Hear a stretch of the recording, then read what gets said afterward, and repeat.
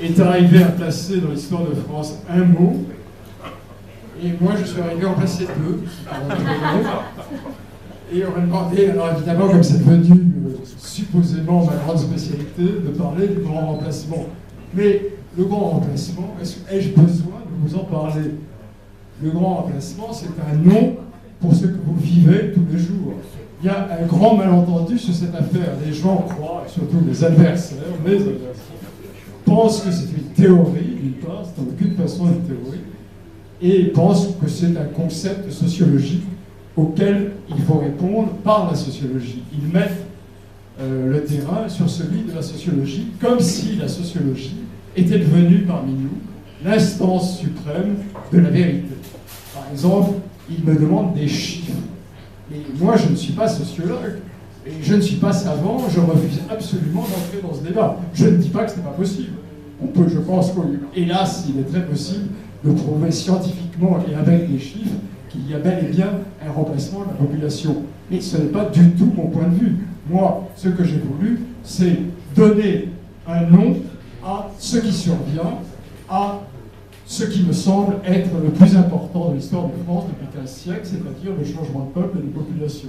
Car avec un autre peuple et une autre civilisation, l'histoire de France continuera peut-être, probablement sous un autre nom, il n'y a pas de raison de conserver le nom de France, en tout cas ça ne sera pas l'histoire de France, ça sera l'histoire de quelque chose d'autre. Je ne veux pas rentrer dans le jeu des chiffres, ça c'est aussi absurde que si on demandait, Jeanne d'Arc se présente à Chinon et elle dit, sire, il faut vraiment faire quelque chose pour l'occupation anglaise. C'est comme si Charles VII lui répondait, ah oui, vous avez les chiffres.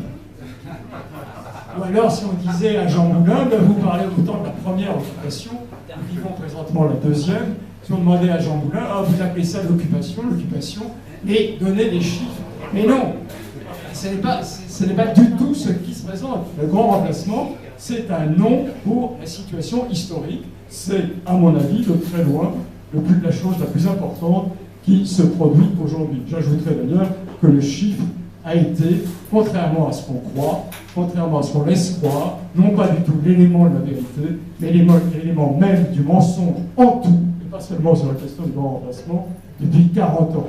Ce sont par des statistiques qu'on nous a répété année après année qu'à l'école, le niveau montait. Moyennant quoi, nous nous retrouvons avec une école totalement en ruine, où on nous disait, regardez, ils ont de meilleures notes dans ceci, ils ont de meilleures notes dans cela. Enfin, c'était toujours des chiffres qui étaient supposés nous prouver que la situation scolaire s'améliorait dans notre pays. C'était toujours des chiffres qui étaient supposés nous prouver que la culture se répandait dans toutes les populations, moyennant quoi nous nous trouvons avec une population totalement déculturée. C'était toujours par des chiffres qu'on voulait nous prouver qu'il n'y avait aucune espèce de lien entre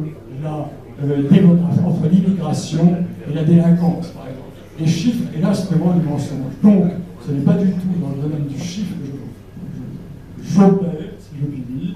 Je me contente de donner un nom à ce qui survient et qui crève les yeux. La sociologie, le chiffre, est ce qui vole à notre peuple son regard, son droit de juger par ce qu'il voit, par ce qu'il éprouve, et bien entendu par ce qu'il souffre.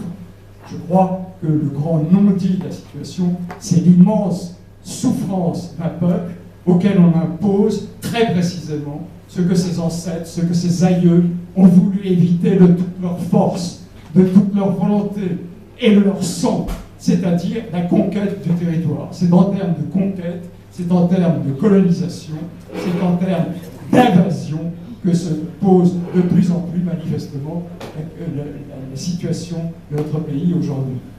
Karim Mouchik a dit très justement que cette question était essentielle et que toutes les autres étaient auprès de celle-là secondaires. Elles ne sont pas seulement secondaires, elles sont secondaires, bien entendu, quelle que soit leur importance, mais en plus, elles sont très étroitement liées à cela. Il n'y a aucun sens à aborder la plupart des questions qui sont jugées considérables si ce n'est pas au regard de ce phénomène essentiel qui est le changement de peuple et de population. Je vous prends un cas extrême qui est le plus ridicule, qui est le plus énorme, le problème de la surpopulation carcérale. Et il n'y a pas de surpopulation carcérale, il y a une invasion dont le moyen et ce que j'ai appelé, d'un mot qui a jusqu'à présent eu moins de succès que le grand remplacement, la nocence, c'est-à-dire le fait de nuire. Il a l'avantage de réunir en un seul terme toutes les formes des actions qui nuisent. Or, ça va du regard agressif, ça va des gens qui vous font descendre du trottoir, comme ça m'est arrivé à Villeneuve-sur-Lot. Je parlais tout à l'heure de Villeneuve-sur-Lot, car il y a des personnes ici de Villeneuve-sur-Lot. Eh bien, le centre de Villeneuve-sur-Lot est un territoire occupé où le peuple occupant ne laisse pas le peuple traditionnel s'aventurer et le force à descendre du trottoir avec des regards agressifs. La nocence, c'est les arrachages de sacs de vieilles dames, c'est les pieds sur la banquette dans les RER, les métros, c'est l'agressivité continuelle, c'est le bruit dans les immeubles, c'est la saleté dans les quartiers. Tout ça, ce sont les formes de nocence, comme le sont aussi les attaques à main armée dans les banques, l'ultra-violence qui est une nouveauté en France, une violence absolument sauvage qui est en train de s'installer dans notre pays. On est en train de connaître un véritable réensauvagement de l'époque, de l'espèce, et bien entendu, le terrorisme. Il n'y a aucune solution de continuité entre ceci et cela. D'ailleurs, vous l'avez bien remarqué, tous les terroristes, absolument sans exception, ont fait leurs armes dans la délinquance de droit commun. Donc la nocence, c'est pour ça que le concept de nocence est important pour moi, c'est vraiment l'instrument du changement de peuple et de la conquête, y compris bien entendu de la conquête territoriale, car il y a une conquête territoriale très manifeste, non pas de la France globale, mais territoire par territoire, de zones que notre peuple, le peuple français, est obligé d'évacuer, car la vie lui est rendue impossible par la conquête. Oui, la seule réponse à cela, évidemment, comme à toutes les situations coloniales, moi je tiens à ce terme de colonisation, je crois qu'il est temps de sortir de l'ère des colonisations. L'Europe a colonisé l'Afrique, mais l'Afrique est en train de coloniser l'Europe en général, et il est temps, au fond, il y a une grande leçon à tirer du combat anticolonialiste. Nous sommes dans un combat anticolonialiste, et par exemple, l'Algérie a estimé qu'elle ne serait jamais indépendante si 10% de la population était étrangère à sa culture, à ses traditions et à sa religion. Et elle les a rejetés avec une violence inouïe dont vous êtes bien informés, dont vous vous souvenez, bien que ce soit évidemment un des tabous de l'histoire de France, que l'extraordinaire barbarie qui a eu cours à ce moment-là. Bien entendu, ce n'est absolument pas ce que je recommande. Je pense que la remigration peut se faire plus doucement. Il faudra bien qu'il y ait quelques volontés plus que politiques et peut-être militaires, mais la remigration doit survenir. Je prends donc mais qui vise la remigration? À quoi je retourne? Ce sont les personnes se désignent elles-mêmes à la remigration. D'abord, il y a tous ceux qui disent, et c'est courant, y compris à la télévision, mais publiquement, mais moi je ne suis pas français, je suis français de papier. Alors à tout cela, on doit leur retirer immédiatement la nationalité française, puisqu'ils le disent eux-mêmes. Bravo! Ce qui est d'ailleurs courant dans les écoles, puisque même dans les écoles maintenant, les enfants rient quand on leur dit qu'ils sont français. Ils disent arrêtez de leur raconter cette histoire, on n'est pas français. D'ailleurs, ils parlent des Français comme d'un peuple étranger, donc ils ne sont pas français. Tous ceux qui renient expressément, publiquement, la nationalité française, on ne fait rien d'autre que de les prendre au mot. On ne pourra pas dire qu'on les force à quoi que ce soit. On ne fera que appliquer leur volonté. D'autre part, il ne s'agit pas seulement d'une question de discours, il s'agit aussi, bien entendu, d'une question d'attitude dans tous les actes de la vie. Moi, je suis pour qu'on décide d'une charte de ce qu'est la civilisation française, la civilisation et la culture française. On a décidé une seule fois, et tous ceux qui n'en relèvent pas désignent ceux qui le choisissent pour la remigration. Bien entendu, c'est une question de costume, c'est une question d'habitude, d'attitude, c'est une question de façon de voyager, de façon d'habiter, essentiellement, question essentielle. Je crois que toutes les questions se résument peut-être à des problèmes de voisinage, et les problèmes de voisinage sont centraux.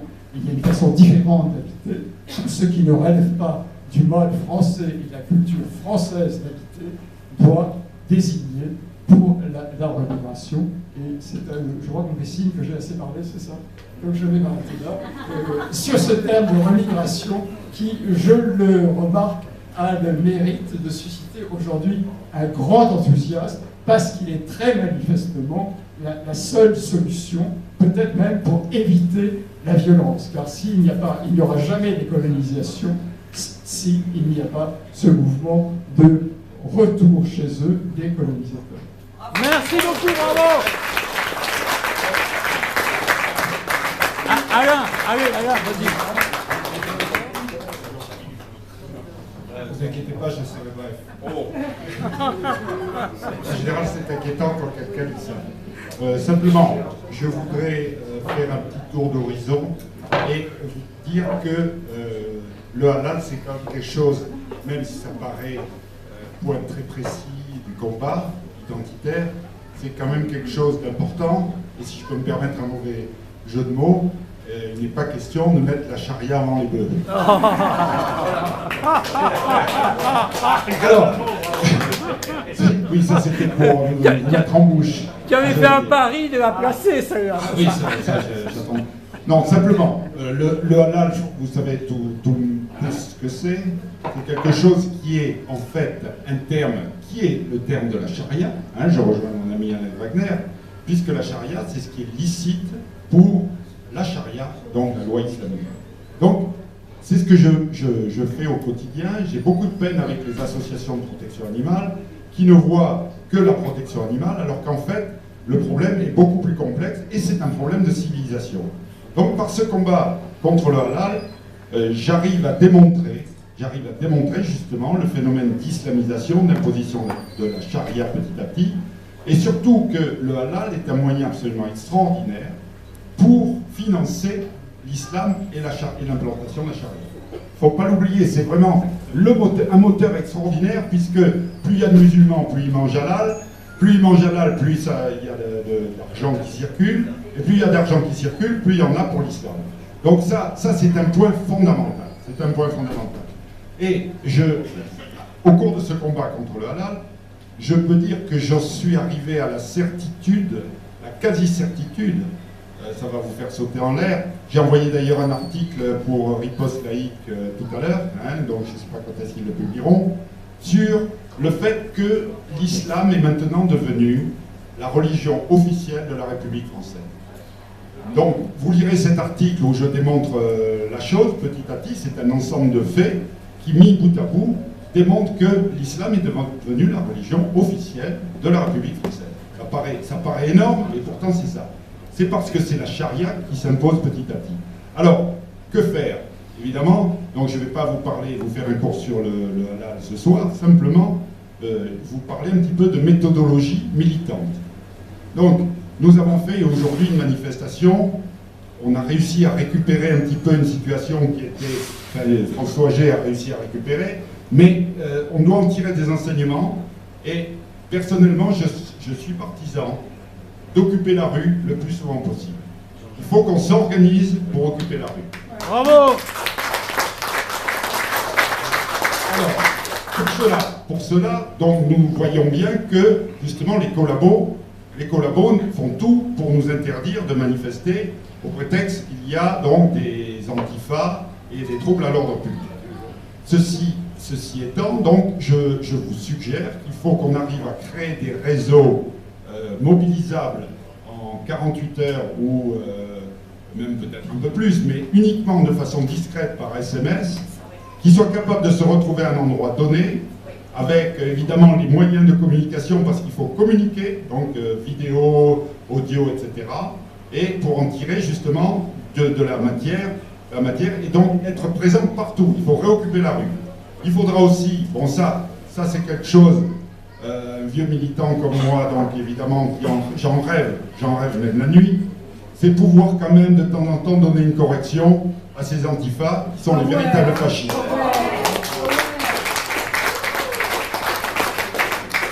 Donc, et je terminerai en vous disant que je suis d'une certaine manière un petit peu maurassien et qu'il faut utiliser tous les moyens, même légaux. Et parce que, même légaux, oui, parce que justement le système que nous avons contre nous ne respecte absolument pas la loi. Je suis sûr que, et là il faudrait mettre des juristes sur le coup, ce coup de force des préfets pour nous imposer des migrants est totalement illégal. Un maire est maître sur sa commune et a tout pouvoir dans la mesure où il respecte la loi. Où sont les lois et les règlements qui imposent à un maire, à une municipalité, à des habitants d'avoir des gens qui ne désirent pas? Pour moi, il n'y a pas de loi. J'ai étudié un petit peu la chose et il y a automatiquement, pour des maires qui auraient un petit peu de cojones, donc la possibilité d'attaquer au tribunal administratif. Je voudrais terminer, et je terminerai là-dessus, ne vous pas, vous voyez, j'ai respecté mon engagement. Vous parlez aussi d'un dossier sur lequel j'ai travaillé, c'est une idée que j'ai eue depuis très longtemps, en lisant la charte des Nations Unies sur les peuples autochtones. Lisez-la, cherchez sur Internet, vous allez la lire. Et vous allez vous dire, bon sang, mais c'est bien sûr, le peuple autochtone, c'est nous, peuple de France, et nous sommes en train de perdre nos coutumes, notre art, tout notre savoir-vivre, notre religion, et tout ça, nos valeurs, et tout ça sous une pression qui est totalement anormale. Alors, il y a quelque chose à en tirer, et malheureusement, le halal m'occupant à temps plein, c'était une idée qui restait un petit peu dans les tiroirs, et j'ai quand même trouvé quelqu'un qui va s'occuper de bout en bout de la chose, qui a saisi cette possibilité, donc qui est Philippe Gibelin, donc de NCI, Nationalité, Citoyenneté, Identité, et il va donc faire des actions en justice pour faire respecter, cette chose-là. Alors il faut savoir que cette charte n'est pas contraignante, mais cette charte est incluse dans un dispositif de l'ONU qui s'appelle l'Organisation internationale du travail, qui elle est contraignante. Et par ce biais, il faut travailler évidemment le problème juridique, et je suis sûr qu'on peut arriver même à faire quelque chose de médiatique et de positif, puisqu'on défendra quelque chose. On ne fera pas d'anathème, ni de stigmatisation. Nous serons simplement en train de dire, nous sommes le peuple autochtone de France, nous devons conserver nos traditions, notre manière de vivre, on ne doit pas nous imposer la discrimination positive, etc. Tout ça, c'est passible des tribunaux. Je suis sûr que si on a des avocats, et ça demande quelques moyens financiers bien entendu, voilà la piste que je voudrais vous soumettre ce soir, et qui correspond à notre combat d'aujourd'hui. Bravo!